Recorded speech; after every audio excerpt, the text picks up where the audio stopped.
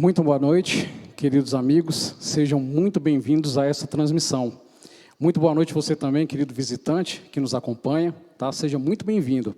Saiba você que essa é uma comunidade adventista do sétimo dia, que fica aqui na região de Taguatinga, no Distrito Federal, e você é muito bem-vindo também a acompanhar o nosso culto no sábado e as transmissões nos domingos e nas quartas-feiras. Amém? Vamos nesse momento, antes de começarmos os momentos de louvor, vamos fazer uma oração? Querido Deus, Pai Todo-Poderoso, Criador dos céus e da terra, a Ti rendemos toda a honra, toda a glória e todo o louvor para todo sempre. Pai querido, eu te peço que nesses momentos de louvor esteja conosco, esteja com as nossas vozes, esteja também com os nossos amigos que acompanham essa transmissão. Que os Teus santos anjos nos protejam, que o Senhor nos guarde, nos guie, nos ilumine. É o que te peço e te agradeço em nome de Jesus. Amém. Convido você nesse momento a cantar com a gente o hino Abre Meus Olhos. Cante com todo entusiasmo, cante com toda força, porque só Deus é digno de toda a honra, de toda a glória e de todo o louvor. Cante junto conosco.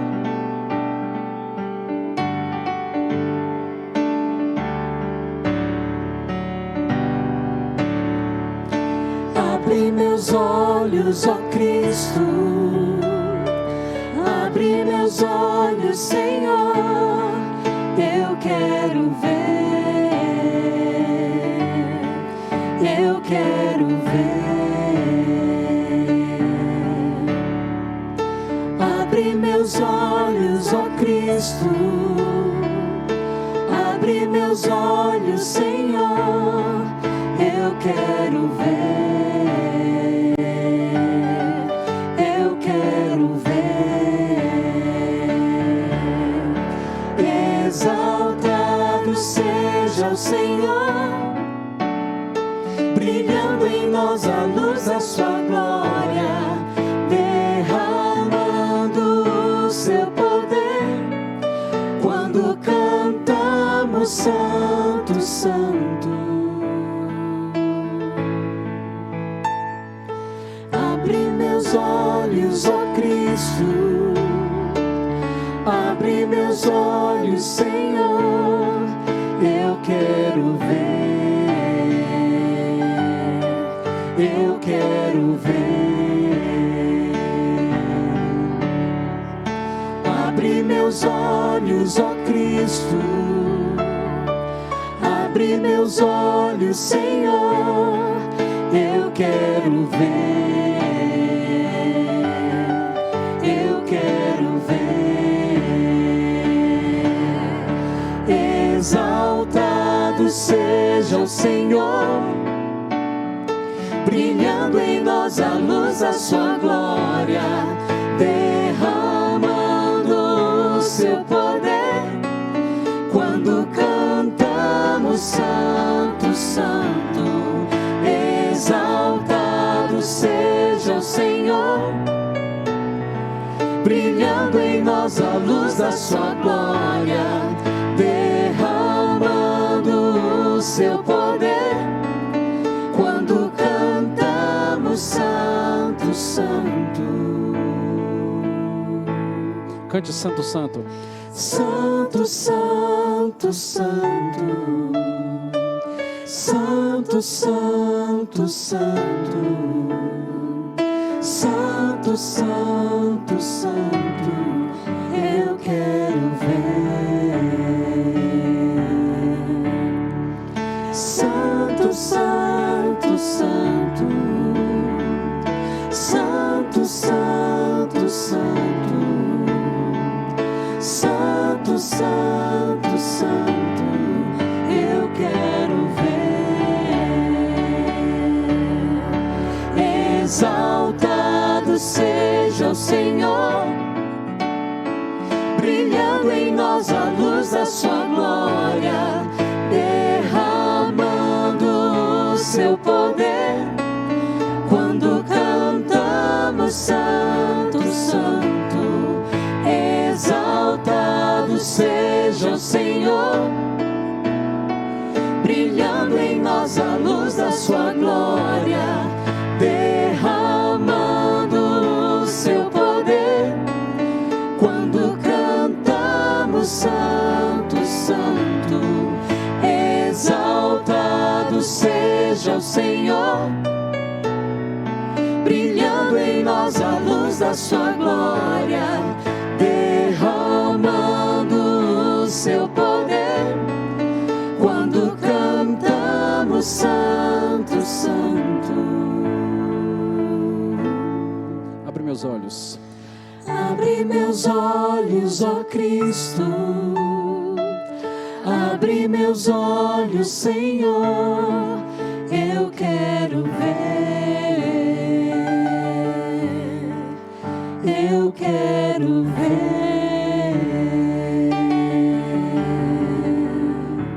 Amém. Que Deus seja louvado. Eu convido você nesse momento a nos acompanhar cantando o hino Templo Vivo.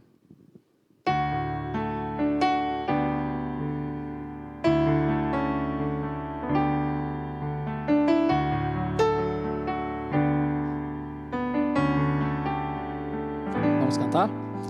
Habita, ó Senhor, em meu viver. Faz-me aprender o teu querer. Enche-me com teu Espírito. Faz meu corpo um templo vivo para manifestar o teu poder. Só as mulheres. Habita, ó Senhor, em meu viver. Faz-me aprender o teu querer. Os homens agora. Enche-me com teu Espírito, faz meu corpo um templo vivo para manifestar o teu poder.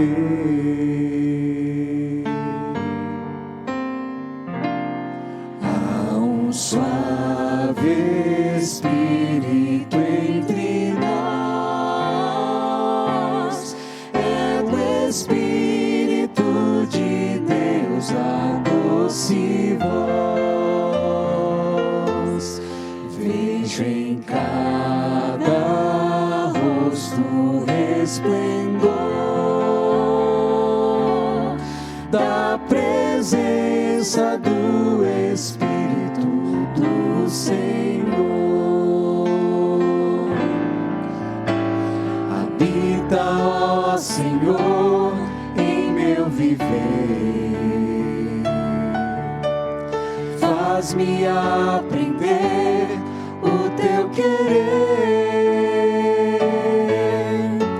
Enche-me com teu Espírito, faz meu corpo um templo vivo para manifestar o teu poder.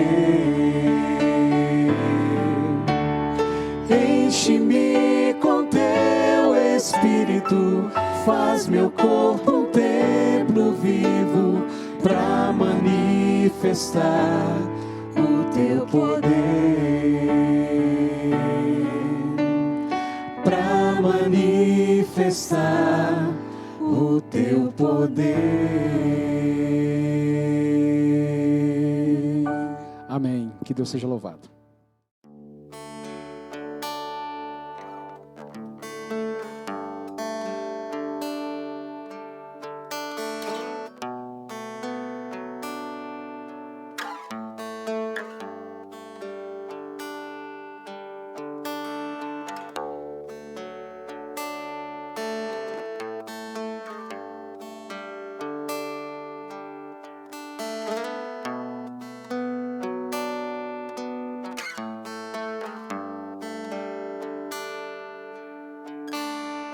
Triste estou por ter perdido a inocência pura que vivi. Pedaços que de mim caíram pareciam ter caído num vazio, mas Deus ouviu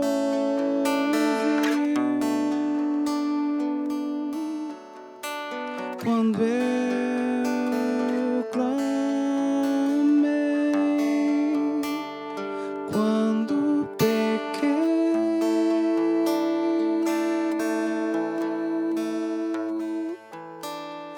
é feliz quem já chorou ao perceber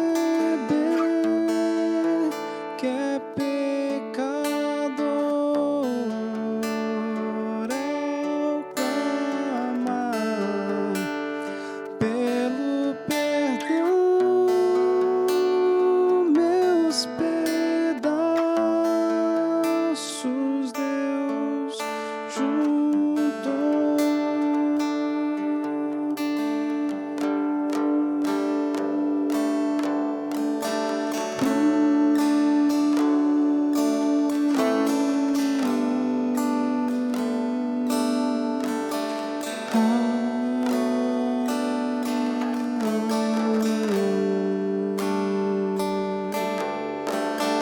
Longe caminhei sem ter Deus, até o respeito próprio perdi,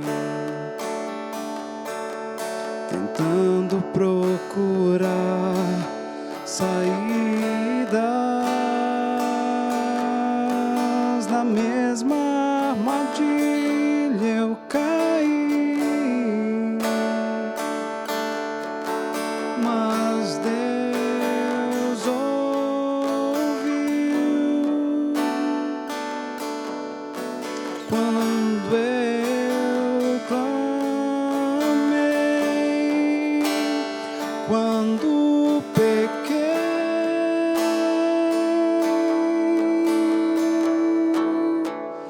é feliz quem já chorou ao perceber que é pecador, ao clamar pelo perdão, meus pedaços Deus juntou.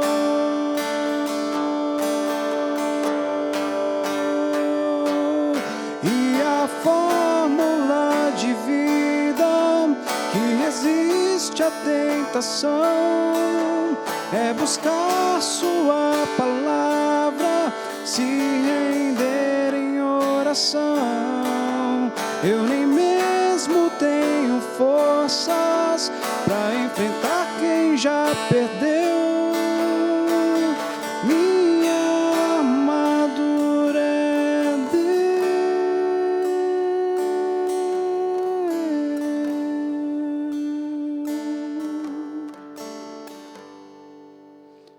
É feliz quem já chorou ao perceber que é pecador, ao clamar pelo perdão, meus pedaços Deus juntou. Deus juntou.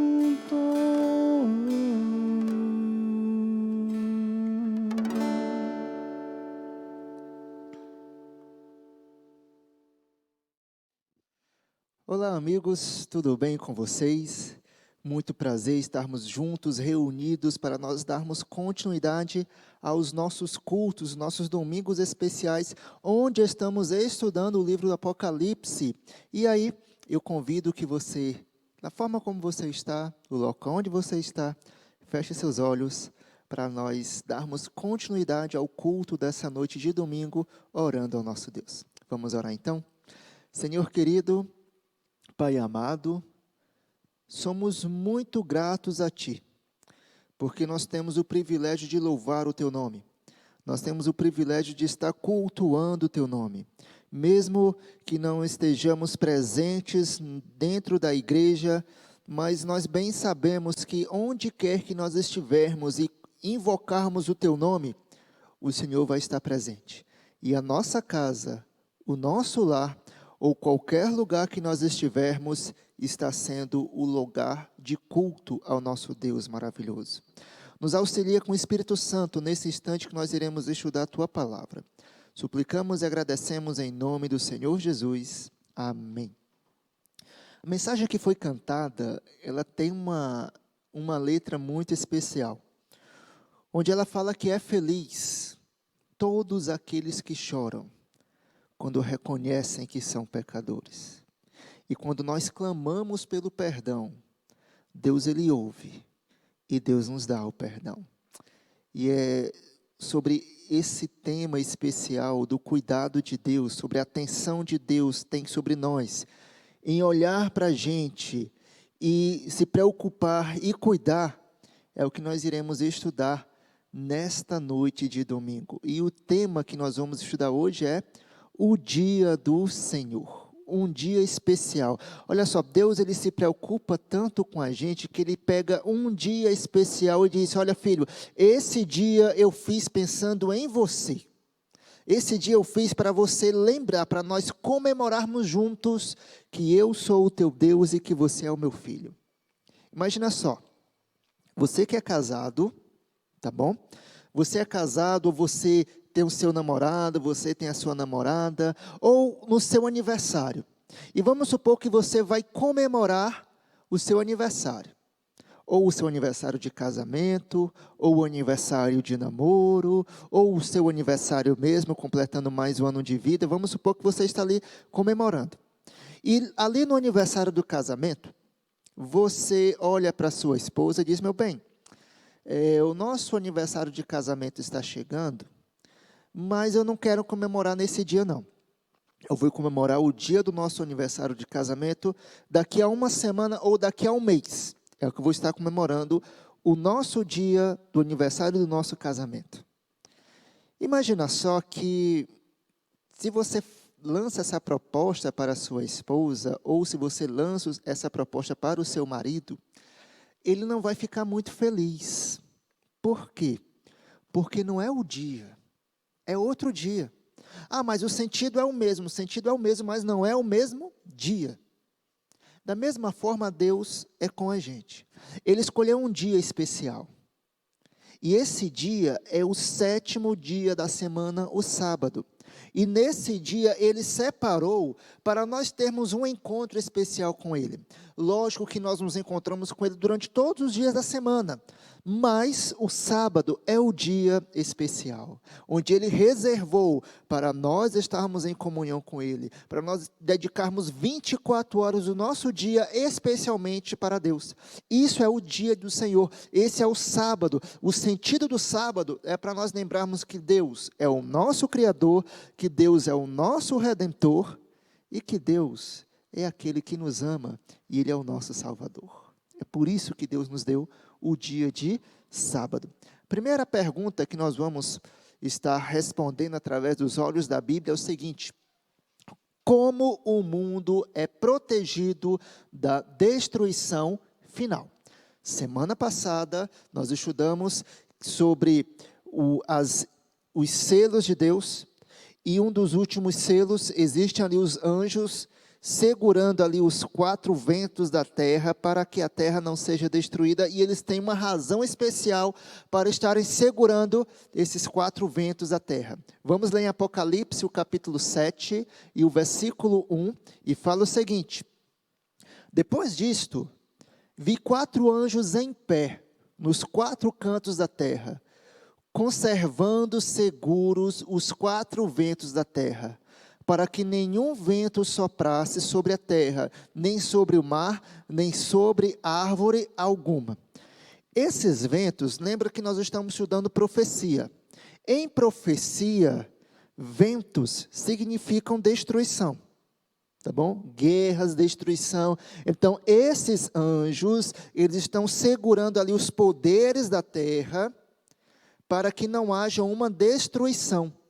Então, a função desses anjos é justamente ali cuidar dos habitantes da terra para que ainda não haja essa destruição final. Mas existe um porquê, uma razão para eles estarem segurando esses 4 ventos. Existe um povo especial que é a razão deles estarem segurando esses ventos para que ainda não haja a destruição final.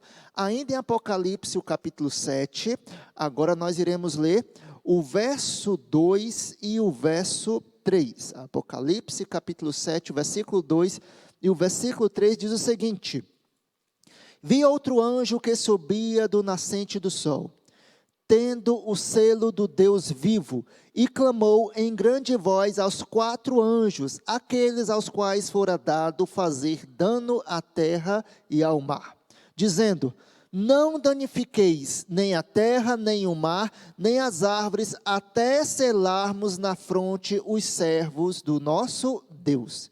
Então veja só, o objetivo desses anjos, por que eles ainda não destruíram, por que eles ainda estão segurando ali os 4 ventos, é por causa de um povo especial, por causa do povo que vai ser selado. E que selo é esse? Daqui a pouco nós iremos estudar e vamos descobrir qual é esse selo. Mas eu quero que você puxe um pouquinho da memória e você vá lá para o livro de Gênesis, volta aí na sua memória, naquilo que você leu, livro de Êxodo, e nós vamos ver ali no livro de Êxodo a libertação do povo de Israel. Deus, ele lança 10 pragas sobre o Egito, e na última praga, Deus, ele fala para o povo fazer o seguinte: olha, vocês vão matar um cordeiro, vocês vão celebrar a Páscoa, e ali, do sangue desse cordeiro, vocês vão marcar os umbrais das portas, com o sangue desse cordeiro. E esse sangue é um sinal, porque quando o anjo, ele passar, e ele ver a casa que tem esse sinal, aí ele não vai matar o primogênito dessa casa. Este é o sinal. Então, o sinal, ele serve para fazer a distinção entre quem é o povo de Deus e quem não é o povo de Deus. E quando nós vamos para Apocalipse, no capítulo 7, como nós acabamos de ler, o povo de Deus vai ter um sinal. E esse sinal, a função deste sinal é de fazer a distinção entre quem é o povo de Deus, fiel a Ele nos últimos dias, e quem não é o povo de Deus, que vai ser fiel a Ele nos últimos dias dessa terra, antes da volta do Senhor Jesus. Pergunta de número 3. O que é o selo de Deus, então? Vamos para Isaías, o capítulo 8, o verso 16. Isaías, capítulo 8, verso 16, fala o seguinte: Resguarda o testemunho, sela a lei no coração dos meus discípulos. Então, veja só, nós já entendemos que a lei de Deus, ela tem a ver com o selo de Deus. Então, nós iremos estudar e nós vamos ver agora como que a lei está relacionada com o selo de Deus. Então, a pergunta é: o que é o selo de Deus? O selo de Deus tem a ver, sim, com o testemunho da lei de Deus, que está gravada ali no coração dos discípulos. Então, veja só, existe muita gente por aí falando que a lei de Deus foi anulada quando Jesus morreu lá na cruz do Calvário. Muita gente fala isso, mas de hoje até os nossos estudos seguintes, nós iremos ver que a lei de Deus nunca foi anulada pelo nosso Senhor Jesus. Pelo contrário, Ele confirmou a lei de Deus. Ele confirmou e Ele falou que nós devemos sim guardar a lei de Deus.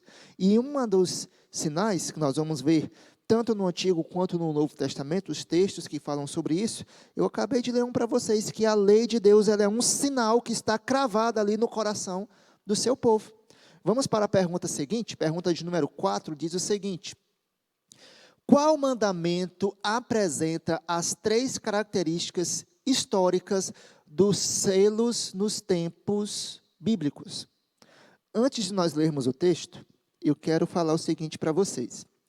Na antiguidade, existiam os reis, e os reis, quando eles iam mandar uma carta oficial, ele selava, ele lacrava aquela carta, eles pegavam uma gota de cera ou de argila, eles colocavam ali para selar a carta, e o rei, com o seu anel, ele marcava o seu selo. E o selo, nos tempos bíblicos, das realezas, eles tinham 3 características. Ele vinha trazendo o nome do governante, também trazia qual era o cargo daquele governante e qual era o território do seu domínio. E quando nós vamos para a lei de Deus, existe um dos mandamentos que vem trazendo exatamente essas características dos selos bíblicos, da época bíblica. Vamos abrir lá em Êxodo capítulo 20, o verso 8 ao verso 11. Êxodo capítulo 20, nós temos ali a lei de Deus. Do verso 8 ao verso 11, nós temos o 4º mandamento da lei de Deus, que diz o seguinte: lembra-te do dia de sábado para o santificar.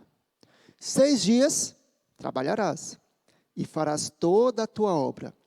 Mas o 7º dia é o sábado do Senhor teu Deus. Aqui nós temos o nome do governante, que é o Senhor, o nosso Deus.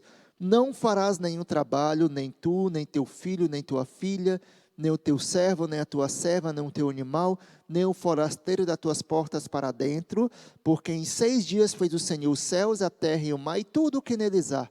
E ao 7º dia descansou. Por isso o Senhor abençoou o dia de sábado e o santificou.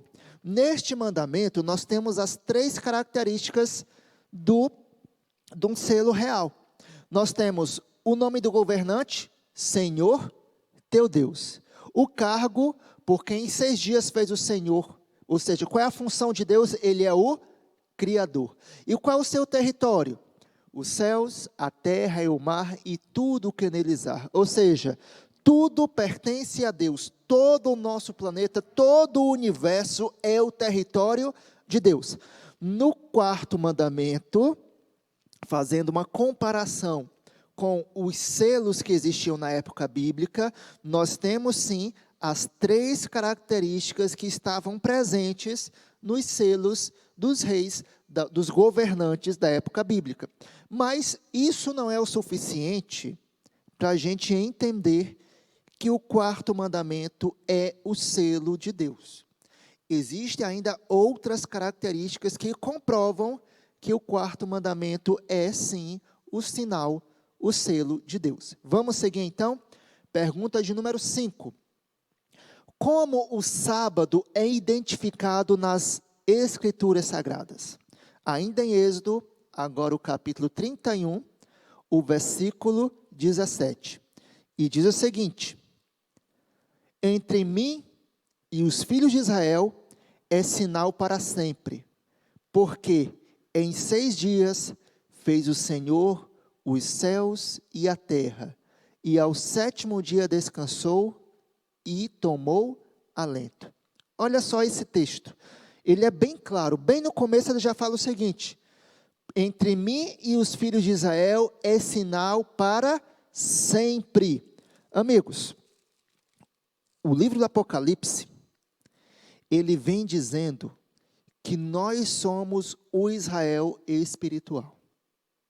Então, se há um sinal para sempre, perpétuo, entre Israel e Deus, significa que o sábado, o 4º mandamento da lei de Deus, é sim um sinal entre nós e o nosso Deus. Quer mais uma prova disso? Eu vou ler aqui um texto que não está em nosso guia de estudos, mas que é muito importante. Procura aí em tua Bíblia, Ezequiel, o capítulo 20, o verso 12. Ezequiel, capítulo 20, o versículo 12. Diz o seguinte: também lhes dei os meus sábados para servirem de sinal entre mim e eles, para que soubessem que eu sou o Senhor que os santifica.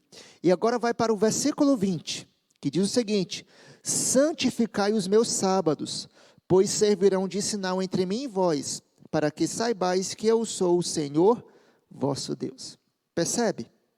não é apenas aquela característica dos selos que existiam na época bíblica, que vem falando que o sábado é o selo de Deus, mas a própria Bíblia vem dizendo isso. Nós lemos isso em Isaías, nós lemos agora em Êxodo, nós lemos em Ezequiel. Então, o sábado, ele é um sinal para sempre entre nós e Deus.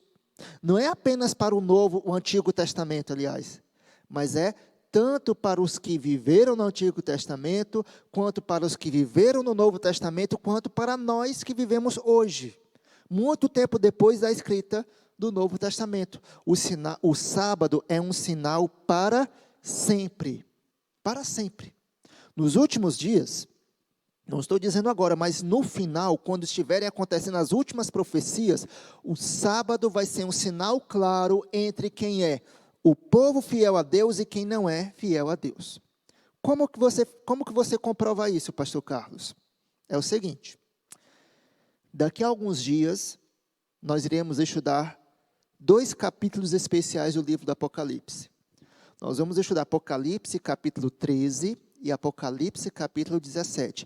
E eu vou retomar este raciocínio que nós estamos tendo hoje. Mas hoje o que eu quero que você entenda é o seguinte: o sábado, ele é o sinal de Deus, tá bom? O sábado, ele é o sinal. E nós iremos ver com mais clareza isso quando estivermos estudando Apocalipse, o capítulo 13, e Apocalipse, o capítulo 17. Pergunta de número 6. Qual era o costume de Jesus em relação ao sábado? Lucas, capítulo 4, o verso 16. Diz o seguinte: indo para Nazaré, onde fora criado, entrou num sábado na sinagoga, segundo o seu costume, e levantou-se para ler. Olha só, presta atenção naquilo que nós acabamos de ler. Falando de Jesus, o costume de Jesus era que todos os sábados, ele ia adorar a Deus em um culto público, na sinagoga. Existia o templo e existia a sinagoga. O templo era o local onde eram feitos os sacrifícios. A sinagoga era o local onde eles iam ler a Bíblia, onde eles iam louvar a Deus. É a igreja que nós temos hoje. E era costume de Jesus, todos os sábados, ele ir na sinagoga cultuar a Deus. Veja só. A Bíblia vem falando, lá em 1 João, o capítulo 2, vem dizendo o seguinte, que, versículo 6, aquele que diz que permanece nele é Jesus, esse deve andar assim como ele andou. Seguir o exemplo de Jesus. Se você volta ali para o versículo 4 de 1 João capítulo 2, versículo 4, diz o seguinte, aquele que diz, eu conheço e não guarda os seus mandamentos é mentiroso. E nele não está a verdade. Não são palavras minhas, é palavra da própria Bíblia. Então, veja só, amigo, raciocina comigo. Se a Bíblia vem dizendo para eu guardar a lei de Deus, e se eu digo que conheço a Deus e não guardo os seus mandamentos, eu sou mentiroso? Então, essa história que muitas pessoas falam, de que a lei foi anulada quando Jesus morreu na cruz, é mentira. Não é verdade, porque a Bíblia vem falando justamente o contrário. E aqui nós lemos, 1 João capítulo 2, eu li o verso 4 e o verso 6. Aquele que diz que permanece nele, esse deve andar assim como ele andou. E se era costume de Jesus guardar a lei de Deus, inclusive o sábado, porque ele tinha o costume de ir aos templos no sábado cultuar a Deus, na sinagoga, aliás, então nós também devemos seguir o exemplo de Jesus. E existem muitos outros textos no Novo Testamento, não estou nem falando do Antigo Testamento, mas muitos outros textos no Novo Testamento que vêm dizendo que a lei não foi anulada, que nós devemos guardar a lei, que o tempo não nos permite, mas se eu fosse citar, eu ia gastar muito tempo aqui só lendo os textos no Novo Testamento que falam que nós devemos sim guardar a lei de Deus, inclusive o sábado. Pergunta de número 7. O que Daniel profetizou quanto ao ataque do inimigo de Deus ao seu povo e à sua lei. Daniel capítulo 7, o versículo 25. E diz o seguinte: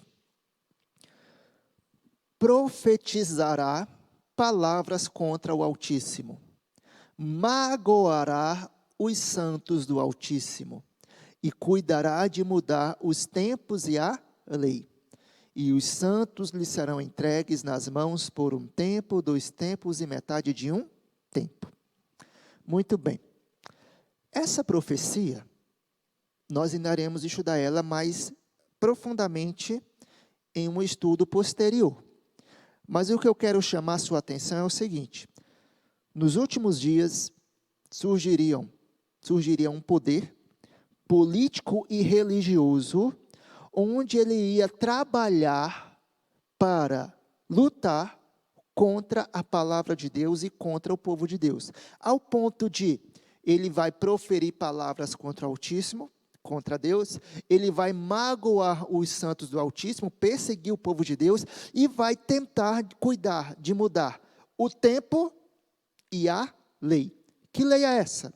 Os 10 mandamentos, que nós estamos citando aqui desde o começo do nosso estudo. Então, para você ver como a lei de Deus é tão importante, porque esse poder ele vai tentar lutar para mudar a lei de Deus. Amigos, a lei de Deus, quando Ele nos dá os 10 mandamentos, o único objetivo de Deus é nos proteger. Proteger de quem?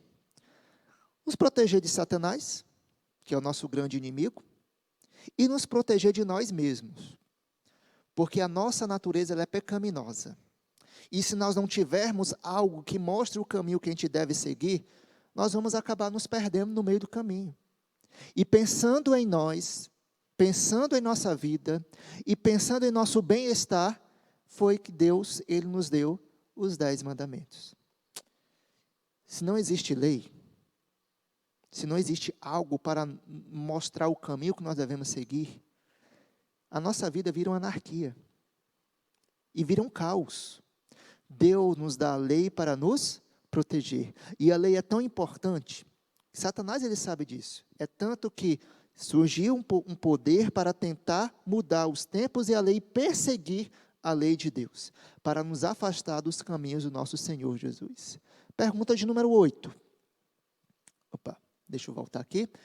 Quem são os que receberão o selo de Deus? Então, nós estamos falando do selo de Deus, nós estamos falando que o sábado é esse sinal, é o selo de Deus, e existe um povo que vai receber esse selo de Deus. Vamos voltar para Apocalipse, o capítulo 4, o capítulo 7, o versículo 4. E diz o seguinte: então ouvi o número dos que foram selados, e era 144 mil, de todas as tribos dos filhos de Israel. Esse número, amigo, é um número simbólico, esse número de 144 mil. Quando você vê, volta ali para o capítulo 6, o versículo 17, o capítulo 6, o versículo 17 diz o seguinte: porque chegou o grande dia da ira deles, e quem é que pode suster-se? O capítulo 7 é a resposta para o versículo 17 do capítulo 6. Ele pergunta: quem é que vai ficar em pé quando chegar o grande dia? E aí o capítulo 7 dá a resposta. Qual é a resposta? 144 mil serão selados. Lembrando, é um número simbólico, nós estamos falando de uma profecia. E em profecia, nós devemos entender que existe ali uma simbologia. Existia no tempo de Israel, se você ler a Bíblia, você vai perceber isso. Eles davam uns símbolos para os números. Por exemplo, você vai ter ali muito falando do número 7. O 7º dia, que nós acabamos de ler, são 7 igrejas, são 7 selos, são 7 trombetas, 7 espíritos. Então, o número 7, ele tem um valor especial para o povo de Israel, que é dizer que é o número da perfeição. Em nossos dias também, nós temos alguns símbolos para os números, algum significado para os números. Por exemplo, o número 13, simbolicamente, em nossa época, ele é tido como um número de azar. O número 10, quando você diz que alguém é nota 10, quer dizer que esse alguém é muito bom. Fez um ótimo trabalho, o seu trabalho foi nota 10, não é verdade? E na Bíblia também existia isso, nós chamamos isso de gematria. Gematria é dar um significado para os números. E o número 12, ele é símbolo do povo de Deus. Por exemplo, são 12 tribos de Israel. São 12 discípulos. Quando você vai ali para descrever a Nova Jerusalém tem 12 colunas com 12 portas, e nas colunas e nas portas tem o nome das 12 tribos de Israel e o nome dos 12 discípulos. Então, o número 12 é um símbolo do povo de Deus. Quando nós lemos aqui no texto que o número dos que são selados é um número de 144 mil, e lembrando que esses selados é uma representação do povo de Deus que vai estar vivo na ocasião da volta do Senhor Jesus, não é que vão ser apenas 144 mil que vão estar vivos na ocasião da volta de Jesus. E muito menos não quer dizer que são apenas 144 mil que vão se salvar. Mas isso aqui é um símbolo do povo de Deus. E quando o povo de Deus, a Bíblia queria enfatizar algo, ele fazia uma conta. Vou dar mais um exemplo para nós fecharmos aqui esse raciocínio. Quando Pedro, ele chega para Jesus e fala o seguinte: Senhor, até quantas vezes eu devo perdoar o meu irmão? Até 7 vezes? Qual foi a resposta de Jesus? Pedro, não apenas 7 vezes, mas 70 vezes 7. Ou seja, Jesus ele quis enfatizar, e ele fez uma multiplicação. 70 vezes 7. 144 mil é uma representação do povo de Deus. 144 é múltiplo de 12. 12 vezes 12, 144. E aí ele acrescenta mais 1000. E aí fica 144 mil. Ele multiplica por 1000. Então fica 144 mil. Ou seja, ele dá uma ênfase ao povo de Deus que vai estar vivo na ocasião da volta de Jesus. Então, este selo de Deus, quem que vai estar selado? Esses 144 mil que vão ser fiéis a Deus, continuarão observando o sábado um pouco antes ali da volta do nosso Senhor Jesus. Se ficou alguma dúvida com você a respeito desse tema dos 144 mil, existe aqui na descrição do nosso vídeo um e-mail, onde você pode estar enviando a sua pergunta, e eu vou estar com todo o prazer respondendo para você e tirando a sua dúvida. Pergunta de número 9, a penúltima pergunta de hoje. Diz o seguinte: que mensagem é proclamada a toda a humanidade no tempo do fim? Vamos para Apocalipse, o capítulo 14 e o versículo 7. E diz o seguinte: dizendo em grande voz, um dos mensageiros de Deus: temei a Deus e dá-lhe glória, porque é vinda a hora do seu juízo, e adorai aquele que fez o céu e a terra e o mar e as fontes das águas. Olha só, o texto ele fala o seguinte: para nós temermos a Deus, darmos glórias a Deus, porque é chegada a hora do seu juízo, e devemos adorar o que fez os céus, a terra e o mar e a fonte das águas. Meu querido amigo, deixa eu te fazer uma pergunta bem simples. Qual é o mandamento que vem dizendo que Deus ele é o Criador? Qual é o mandamento que, quando nós observamos, nós estamos semanalmente relembrando que Deus é o nosso Criador? Isso mesmo. É o 4º mandamento. Lembra-te do dia de sábado para o santificar. E nele vem dizendo: porque em 6 dias fez o Senhor os céus, a terra e o mar e tudo o que neles há. Quando o ser humano ele retira o 4º mandamento, quando o ser humano ele esquece do 4º mandamento, sabe o que é que vai acontecer? Vão surgir muitas outras teorias tentando explicar a origem do nosso universo. vão surgir muitas outras teorias, muitas outras ideias, e vão começar a deixar Deus de lado, e aí Deus não é mais o Criador, Deus não é mais o Redentor, Deus, Ele não está nem para a gente, e Deus nem existe. É isso que acontece quando nós retiramos o quarto mandamento da lei de Deus. Tenha muito cuidado, porque é justamente o que o inimigo ele quer, nos afastar de Deus e deixando com que o ser humano permaneça infiel a Deus. Essa é a vontade de Satanás. Última perguntinha de hoje. O que caracteriza o povo de Deus nos dias finais da história do mundo? Apocalipse 14, o versículo 12. Aqui está a perseverança dos santos, os que guardam os mandamentos de Deus e a fé em Jesus. Aqui está a perseverança, ou seja, o povo de Deus ele não desiste, ele está ali, observando a lei de Deus e tendo a fé em Jesus. É isso que a gente tem que fazer. Sabe, querido amigo, Deus ele tem um plano especial para a vida de todos nós. Deus ele tem um cuidado especial para a nossa vida. E Deus ele olha para a gente de uma forma tão maravilhosa, de uma forma tão espetacular. E quando Ele, na sua sabedoria, Ele entrega para nós esse dia especial que é o sábado, Ele fez pensando na gente. Ele fez pensando o seguinte: olha, é importante que o ser humano ele tenha um dia especial para ele estar em comunhão comigo. Eu sei como é o dia a dia dele, eu sei da correria do dia a dia, eu sei dos problemas que ele tem, então ele precisa de um dia para parar